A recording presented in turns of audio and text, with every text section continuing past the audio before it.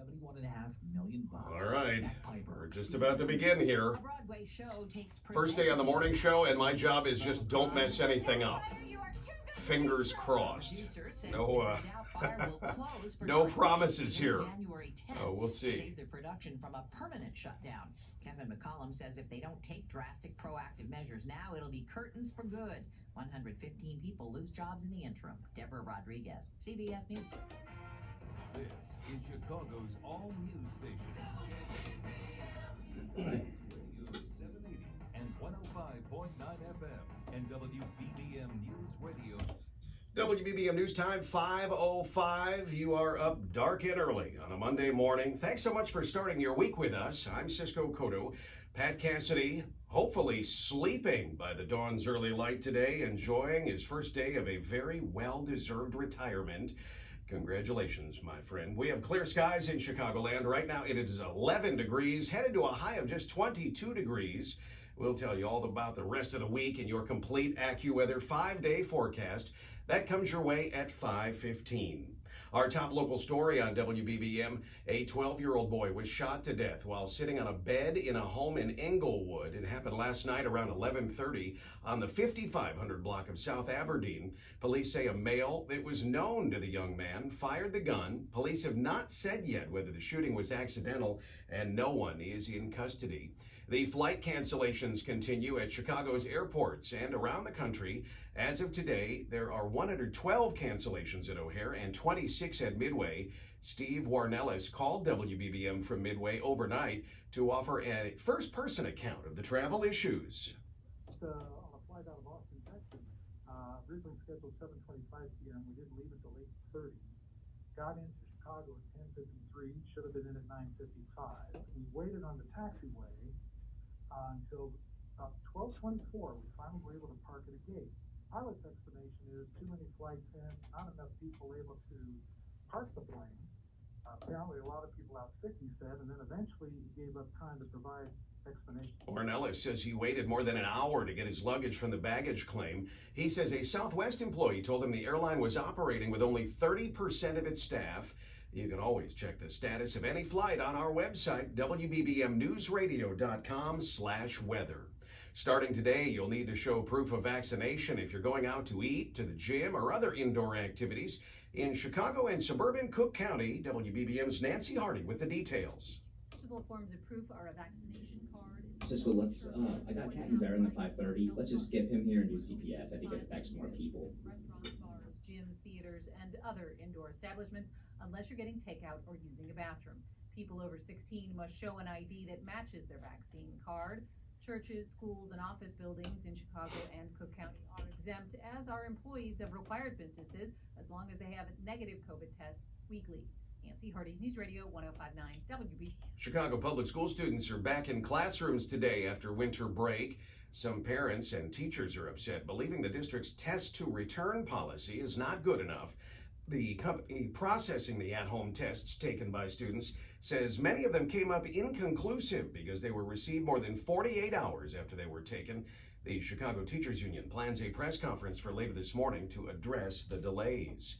You can listen to WBBM wherever your phone goes. Download the Odyssey app, or when you're home, just ask your smart speaker to play WBBM News Radio. It's 5:08, traffic and weather together on the 8s. We say good morning to Bo Duran. We always say that ramps and bridges are the first ones to get the slick conditions. That's what we're seeing, especially in northwest Indiana right now. I didn't break anything. At least I don't think. Give me a few more minutes. This is all because of the icy conditions reported. We've had several crashes on the eastbound 8094 ramp to southbound 65 throughout the morning. So you want to, obviously, we can't use the ramp, so you want to avoid the big backup here on the eastbound side of the Borman. It's jammed solid from Grant to I-65. You can exit either Grant or Broadway, head south to Ridge, and that's where you can get back over to southbound 65 and continue on your way. Both directions of I-65 between Ridge and the Indiana Toll Road, seeing slick conditions as well, so use some extra caution through Gary there. On the westbound side of 8094, you're slow before Grant to climb because of the slick conditions on the Borman. Not out of the woods in Illinois either. We have problems on the southbound 55 ramp, getting to the southbound side of 355, that big flyover ramp. You're going to see some slick conditions reported there with state police on the scene. On the Edens Expressway, no major delays. The Kennedy looking good in and outbound with the Eisenhower all clear. The Stevenson is delay free, and on the Dan Ryan, no problems on the in or outbound trips. On I-57 and the Bishop Ford, we are looking good. No DuSable Lakeshore Drive problems. The Tri-State Tollway along with the Jane Addams, the Reagan N355 are all clear. Route 53 looking all right. I-80, no major delays. You're kind of hoping I messed something up right now, don't you? Radio 105.9 WBBM. We have clear skies in Chicagoland. A chilly start to the day. Right now, just 11 degrees at O'Hare. We're heading to a high of 22 degrees, a little bit warmer tomorrow. We'll tell you all about that in your complete AccuWeather 5-day forecast. That comes your way in just 5 minutes at 5:15. Again, right now it is 11 at O'Hare, 13 Midway, Glenview with 10 degrees and 14 degrees along Chicago's lakefront. Indiana police say an alleged drunk driver hit a state trooper's car. That and more news next. It's 5:10. Yep, no wide orbit. It's 5:11 now. One person was burned in an apartment fire in Crystal Lake yesterday evening. The fire department says 14 people are now homeless. The fire happened at 570 Darlington Lane. Everyone who lived in the apartment where the fire started got out safely, except the one person who was burned while attempting to put the fire out. Fire officials say the building did not have sprinklers.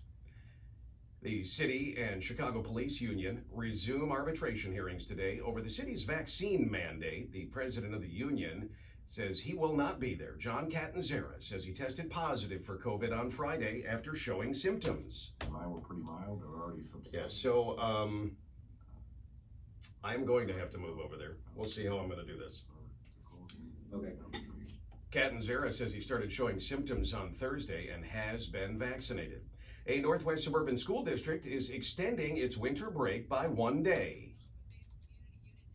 100 canceled the first day of the new semester due to a rise in COVID-19 cases.